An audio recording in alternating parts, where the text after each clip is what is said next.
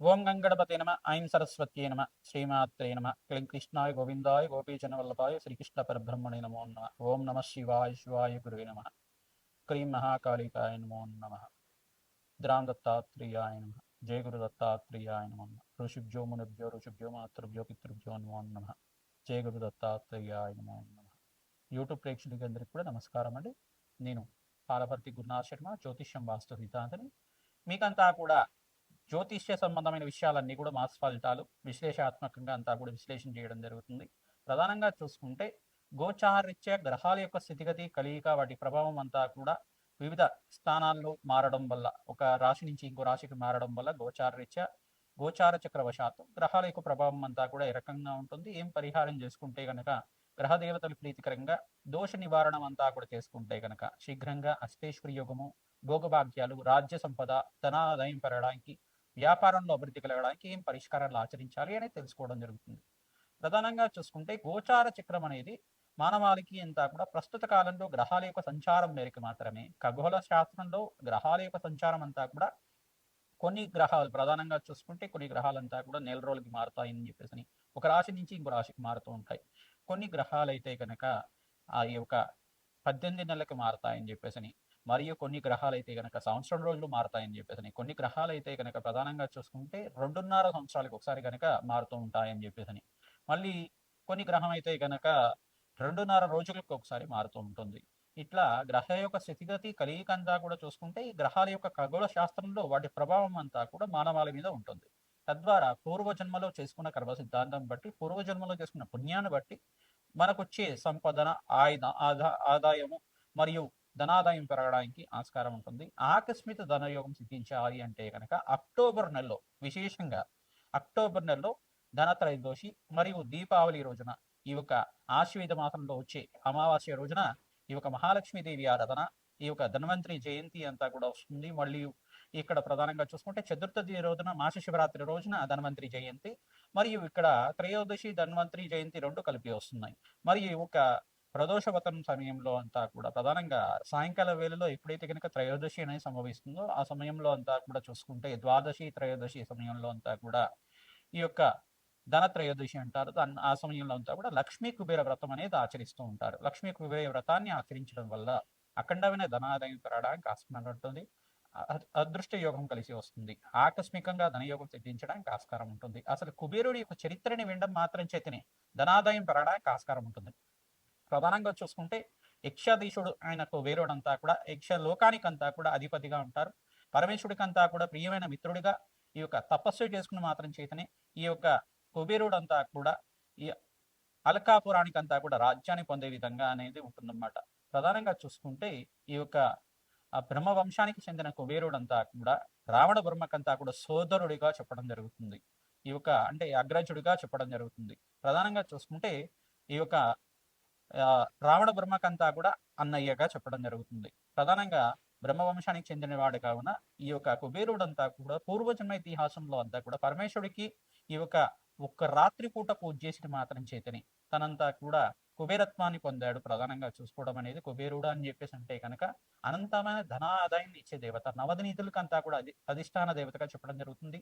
సాక్షాత్ మహాలక్ష్మికి అంతా కూడా ఈ యొక్క అధిష్టాన దేవతగా, అంటే మహాలక్ష్మినంతా కూడా ఏ సమయంలో ఎవరికి ఎంత డబ్బు అనేది ఇవ్వాల్సి ఉంటుంది, ఏ సమయంలో ఏ మానవుడికి అంతా కూడా ధనం ఏ రకంగా సంపాదిస్తే కనుక ఏ రకంగా ఎంత ధనం అయితే మనకి పంపించాలి, ఎంత ధనం అయితే ఇంత ధనయోగం ఈ యొక్క మానవుడికి ఉంది జాతకరీత్యా, లేదు ఈ యొక్క గోచార రీత్యా కానీ ఈ యొక్క ధనయోగం ఉన్నది, ఈ యొక్క పూర్వజన్మ కర్మ సిద్ధాంతం ప్రకారంగా ఇంత ధనయోగం ఉన్నది. ఆ ధనయోగాన్నంతా కూడా ప్రసాదించేది కుబేరుడు అన్నమాట. సాక్షాత్ కుబేరుడు అంతా కూడా వెంకటేశ్వర స్వామి వారికి అంతా కూడా అప్పు ఇచ్చాడని చెప్పేసి మనకి ఈ యొక్క స్కంద పురాణంలో అంతా కూడా చెప్పడం జరుగుతుంది. వెంకటేశ్వర చరిత్రలో అంతా కూడా చెప్పడం జరుగుతుంది. కుబేరత్వం అనేది ప్రధానంగా చూసుకుంటే లక్ష్మీ కుబేర యోగాన్నంతా కూడా ప్రధానంగా 5 గ్రహాలు యోగకరంగా ఉండాలి. దీనికంతా కూడా లక్ష్మీ కుబేర యోగం సిద్ధించాలి అంటే కనుక శుక్రుడు జాతకంలో యోగకరంగా ఉండాలి. మహాలక్ష్మి అనుగ్రహం అంతా కూడా మెండుగా లభిస్తూ ఉంటుంది. ప్రధానంగా చూసుకుంటే శుక్రుడు, చంద్ర భగవానుడు, బృహస్పతి మరియు ఇక్కడ శనీశ్వరుడు, ఈ యొక్క గ్రహాలంతా కూడా అత్యంత యోగకరంగా ఉంటాయి కనుక రాజయోగం సిద్ధిస్తుంది. ప్రధానంగా ద్వితీయ స్థానము, పంచమ స్థానము, అష్టమ స్థానము, ప్రధానంగా చూసుకుంటే దశము, నవమము ఏకాదశ స్థానాలంతా కూడా అదృష్ట యోగాన్ని, అష్టైశ్వర్య యోగాన్ని, రాజయోగాన్ని, భోగభాగ్యమైన జీవితాన్ని ఇచ్చే స్థానాలుగా చెప్పడం జరుగుతుంది. ఈ యొక్క స్థానాలంతా కూడా చూసుకోవడం వంశాభివృద్ధికి కారణమైన స్థానాలంతా కూడా ఇది విపరీత రాజయోగాన్ని ఇచ్చే స్థానంగా చెప్పబడుతుంది. భోగభాగ్యమైన జీవితం, రాజ్య సంపదలు, అదృష్ట యోగము, ఐశ్వర్య యోగం సిద్ధించడానికి ఈ స్థానాలు కనుక మంచి గ్రహాలు ఉచ్చ స్థానాల్లో ఉండి శుభవీక్షణగా ఉంటే కనుక పాపగ్రహాలతో రాహుకేతుతో పాటు కలవకుండా ఈ యొక్క జాతకరీత్యా మీకంతా కూడా శుభయోగాన్ని ఇచ్చే విధంగా ఉంటే కనుక శుభవీక్షణ శుభగ్రహాల యొక్క శుభస్థానంలో శుభవీక్షణ ఉంటే కనుక మీకు రాజయోగం సిద్ధించడానికి ఆస్కారం ఉంటుంది. మేషాది ద్వాదశ రాశుల వాళ్ళకి ధనత్రయోదశి రోజున ఎటువంటి ఫలితాలు వస్తాయి? ప్రధానంగా మీరు చేసుకునే వ్రత విధానంలో కానీ ప్రతినిత్యం కూడా చేసుకునే ఈ యొక్క పూజా విధానంలో కానీ ఎటువంటి పూజ అధికారాలు చేసుకోవడం వల్ల పూజాది కార్యక్రమాలు చేసుకోవడం వల్ల విపరీత రాజయోగం సిద్ధిస్తుంది. ధనత్రయోదశి రోజున విశేషంగా ఆశ్వేత మాసంలో వచ్చే ధనత్రయోదశి రోజు అఖండమైన పుణ్యప్రాప్తి కలిగిస్తుంది. వ్యాపార స్థానంలో ఎటువంటి మార్పులు చేసుకోవాలి అనేది తెలుసుకోవడం జరుగుతుంది. విపరీతంగా మీకంతా కూడా రాజయోగం సిద్ధించడానికి, అదృష్టయోగం కలిసి రావడానికి మరియు అనంతమైన అష్టైశ్వర్య ప్రాప్తి కలగడానికి, మహాలక్ష్మి స్థిర నివాసంగా ఉండడానికి ఎటువంటి పరిష్కారాలు ఆచరించాలి అంతా కూడా విశ్లేషాత్మకంగా గోచారిత్య గ్రహాల యొక్క స్థితిగతి మేరకు అంతా కూడా విశ్లేషణ చేయడం జరుగుతుంది. ప్రధానంగా చూసుకుంటే మీనరాశిలో గోచారిత్య శని భగవానుడు సంచారం జరుగుతుంది. ఇక్కడ తులారాశిలో అంతా కూడా సూర్య భగవానుడు, బుధుడు, అంగారకుడు సంచారం జరుగుతుంది. తులారాశిలో అంతా కూడా శుక్రుడి యొక్క నీచ స్థానంలో సంచారం జరుగుతుంది. ఇక్కడ ప్రధానంగా చూసుకుంటే కేతు అంతా కూడా సింహరాశిలో సంచారం జరుగుతుంది. మరియు ఇక్కడ ప్రధానంగా చూసుకుంటే ఈ యొక్క గ్రహస్థితి ఈ రకంగా ఉంది. రాహు అంతా కూడా కుంభరాశిలో సంచారం చేయడం ఈ యొక్క గ్రహస్థితి ఈ రకంగా ఉంది. కావున ప్రధానంగా బృహస్పతి అంతా కూడా ఉచ్చస్థానంలో సంచారం చేయడం, అతిచారంలో మార్పు జరగడం, కర్కాటక రాశిలో ప్రవేశం చేసిన బృహస్పతి అంతా కూడా 18, 19 తారీఖులో ప్రధానంగా ఈ యొక్క లక్ష్మీ కుబేర యోగంలోనే మారుతున్నారు. ప్రధానంగా అఖండమైన రాజ్య సంపాద ఇచ్చే విధంగా రాజయోగంగా ఉచ్చస్థానంలో మారుతున్నారు. కావున ప్రధానంగా విపరీత రాజయోగం సిద్ధించడానికి బృహస్పతి యోగం, ప్రధానంగా గురు యోగం, గురుతత్వాన్ని అంతా కూడా ఆపాదించబడుతుంది. ప్రధానంగా గురుబలం సిద్ధిస్తే కనుక గురుబలం సిద్ధించాలి, మంత్రయోగం సిద్ధించాలి, పూర్వజన్మలో పుణ్యాన్ని సిద్ధించాలి. ప్రధానంగా మీరు చేసుకున్న పుణ్యాన్ని బట్టే మీ జీవన విధానం ఉంటుంది. ప్రధానంగా ఎవరైతే కనుక అమ్మవారి ఆరాధన, మహాలక్ష్మీదేవి ఆరాధన తావారు పూలతోటి విశేషంగా చేస్తూ ఉంటారు. ప్రధానంగా అర్చనిచ్చిన విధానంగా అంతా కూడా చేసుకోవడం వల్ల, శ్రీ సూక్త విధానంగా వేదోక్త మంత్రాలతోటి అర్చించడం వల్ల అఖండమైన రాజయోగం సిద్ధించడానికి, రాజశ్యామల యజ్ఞాధికర్తలు ఆచరించుకోవడం వల్ల అనంతమైన ధన సంపద లభించడానికి ఆస్కారం ఉంటుంది. విపరీత రాజయోగం సిద్ధించడానికి అంతా కూడా కుబేర చరిత్రని పారాయణం చేసుకోవాలి. కుబేర చరిత్ర అంతా కూడా కుబేరుడి యొక్క పూర్వజన్మ కర్మ సిద్ధాంతం ఏ రకంగా ఉంది. ఈ యొక్క ఒక పట్టణంలో అంతా కూడా ఒక బ్రాహ్మణ వంశంలో జనించాడు. జనించిన తర్వాత ఈ యొక్క బ్రాహ్మణ వంశంలో జనించిన తర్వాత నిత్య కర్మానుష్ఠాలు చేసుకునేవాడు. ఉపజీవితమైన తర్వాత, యజ్ఞోపవీతమైన తర్వాత వేదపట్నం అంతా కూడా నేర్చుకున్నాడు. ఒక బ్రాహ్మణ వంశంలో చెందిన తర్వాత అనుకోకుండా తన యొక్క జీవితంలో అంతా కూడా ఆయనకి కర్మ సిద్ధాంతాన్ని అనుసరించి ఒక దుష్కర్మలు ఆచరించే విధంగా ఈ యొక్క కులభ్రష్టుడిలాగా ఈ యొక్క నిత్య కర్మానుష్ఠానాలంతా కూడా యజ్ఞాధికృతులంతా కూడా అగ్నిహోత్రానంతా కూడా వదిలేసి అంతా కూడా దొంగదనం చేయడం, ఈ యొక్క విపరీతంగా అంతా కూడా ప్రవర్తించడం, అందరినీ దూషించడం, ఇట్లాంటి దుష్కర్మలంతా కూడా ఆచరించడం వల్ల తన తండ్రి అంతా కూడా కొట్టేసి ఈ యొక్క ఆ యొక్క గుణనిధి అనే బాలకుడినంతా కూడా పూర్వజన్మలో కుబేరు పేరంతా కూడా గుణనిధిగా చెప్తూ ఉంటారు. ఈ యొక్క గుణనిధి అనే బాలునంతా కూడా ఈ యొక్క గ్రామ బహిష్కరణ చేయడం జరుగుతుంది. అనుకోకుండా ఒక పాడుబడ్డ దేవాలయానికి వెళ్తాడు. పాడుబడ్డ దేవాలయంకి వెళ్ళిపోగానే ఆ దేవాలయం చెందిన తర్వాత ఆ రోజున ఈ యొక్క కార్తీక మాసం అంతా కూడా ఉత్సవాలు చేస్తూ ఉంటారు. కార్తీక మాసం ఉత్సవాలు చేసిన తర్వాత పరమేశ్వరుడికి అంతా కూడా నివేదన చేద్దామని చెప్పేసి ఆ గుడి తలుపులు తెరవగానే గుడిలో అంతా కూడా ఈ యొక్క ఈ యొక్క బాలకుడు అంతా కూడా పడుకుని ఉంటాడు. అనుకోకుండా ఈ యొక్క ఒత్తి అక్కడ వెలుగుతూ ఉంటుంది. ఒత్తినంతా కూడా రెప్పపాటుగా రెపరెపలాడుతుంటే గాలికంతా కూడా ఒత్తినంతా కూడా నూనె పోసి దాని యొక్క పంచనంతా కూడా తీసేసి ఒత్తినంతా కూడా వెలిగిస్తూ ఉంటాడు. ఈ యొక్క పంచనంతా కూడా తీసి ఒత్తిని వెలిగించడం వల్ల ఈ యొక్క ఏమైనా పదార్థాలు పెట్టి ఉంటే అక్కడంతా కూడా భోజనం చేద్దామని చెప్పేసి అనుకుంటాడు. అనుకోకుండా ఆ రోజున రాత్రి వేళల్లో అంతా కూడా ఉపవాసం ఉంటాడు. ఉపవాసం ఉండి పరమేశ్వరుడికి సమీపంలోనే ఉంటాడు. ఉన్నప్పటికి కూడా ఈ యొక్క భక్తి అనేది లేకుండా ఈ యొక్క ఉపవాసం ఉన్నాం కదా, ఆకలి వేస్తుంది, ఏమైనా తిందామని చెప్పేసి అనుకుంటూ ఉంటాడు. అనుకుంటూ ఉంటా కానీ ఆ బాలకుడి రూపంలో ఉండే ఈ యొక్క బాలకుడు అంతా కూడా ఈ యొక్క పరమేశ్వరుడికి ప్రీతికరంగా ఉన్న ప్రసాదం అంతా కూడా ఉచితం అనుకుంటారు. అనుకోకుండా భక్తులంతా కూడా గుడి తలుపులు తెరవగానే ఈ యొక్క అనుకోకుండా అక్కడి నుంచి పారిపోదామని చెప్పేసి అనుకుంటూ ఉంటారు. అనుకోకుండా అక్కడ ఉండే ఒక వస్తువు అంతా కూడా తగిలేసి అనుకోకుండా రాయికి తగిలి అక్కడంతా కూడా ప్రాణాన్ని వదులుస్తాడు. తద్వారా అక్కడ దేవాలయ ప్రాంగణంలో ప్రాణాన్ని వదిలించాడు కావున ఈ యొక్క పరమేశ్వరుడంతా కూడా సంతోషించి భక్తిగంతా కూడా మెంచి అనుకోకుండా నువ్వు చేసిన ఈ యొక్క చిన్న కార్యం అంతా కూడా తన ఈ యొక్క కండువులో నుంచి ఒక చిన్న ముక్కనంతా కూడా తీసి దారిపోగునంతా తీసి దాన్నంతా కూడా ఒత్తిగా చేసి దేవాలయ ప్రాంగణంలో ఒత్తిగా వెలిగించావు కావున నువ్వంతా కూడా అఖండమైన ధన సంపదకంతా కూడా అధిష్టాన దేవతగా ఉంటావు, నవనిధులకంతా కూడా అధిష్టాన దేవతగా ఉంటావు, నాకు ప్రీతికరమైన మిత్రుడిగా ఉంటావు కావున నువ్వంతా కూడా హిమాలయాలకంతా కూడా సమీపంలో అంటే ఎక్కడైతే పరమేశ్వరుడు కైలాస ప్రాంతాల్లో నివాసంగా ఉంటారు, కైలాసం నుంచి మనకింత కూడా సమీపంలో ఉండేది అలకాపురి నగరం అని చెప్పేసి అంటారు అన్నమాట. ఈ యొక్క పరమేశ్వరుడికి అంతా కూడా ప్రీతికరంగా ఉంటారు కావున ఈ యొక్క నవనిధులకు అధిపతి అనేది ఈ యొక్క కుబేరుడి యొక్క చరిత్ర అంతా కూడా వినడం వల్ల అదృష్ట యోగం సిద్ధిస్తుంది, అష్టేశ్వర ప్రాప్తి కలుగుతుంది, ధనాదాయం పెరగడానికి ఆస్కారం ఉంటుంది, విపరీత ధనయోగం సిద్ధించడానికి ఆస్కారం ఉంటుంది. ప్రధానంగా కుబేర చరిత్ర అంతా కూడా ప్రతినిత్యం కూడా పారాయణం చేసుకోవాలి, అదృష్ట యోగం సిద్ధిస్తుంది.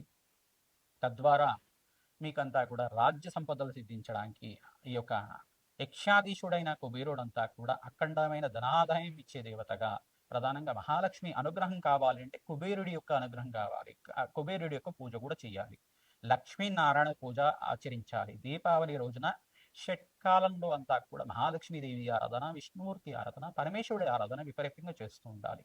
ప్రధానంగా షట్కాలంలో ఎవరైతే కనుక ఈ యొక్క అమ్మవారి ఆరాధన చేస్తూ ఉంటారు, షట్కాలాలు అని చెప్పేసి అంటే ప్రాతకాలంలో లేచిన తర్వాత ఈ యొక్క 3:30 నుంచి 5:30 లోపల, లేదు 5 గంటల నుంచి 6:30 లోపల ఇది ఒక ప్రాతకాలంలో అంతా కూడా పూజ ఆచరించుకోవడం, మళ్ళీ 9 గంటల నుంచి 10 గంటల లోపల కానీ 11 గంటల లోపల కానీ, మళ్ళీ 12 గంటల నుంచి మధ్యాహ్న కాలంలో అంతా కూడా అపరాహ్న కాలం మించకుండా పూజ ఆచరించడం, మళ్ళీ సాయంకాలం 5 గంటల నుంచి 6:30 లోపల పూజ, మళ్ళీ రాత్రి పూట నిశిరాత్రి పూజ అంటారు దీన్నంతా కూడా, రాత్రి వేళలో 8:30 నుంచి 12:30 లోపు పూజ ఆచరించడం, ఇటువంటి షట్కాల పూజ అనేది ఉంటుందన్నమాట. నిశిరాత్రి పూజ అంటారు దీన్నంతా కూడా.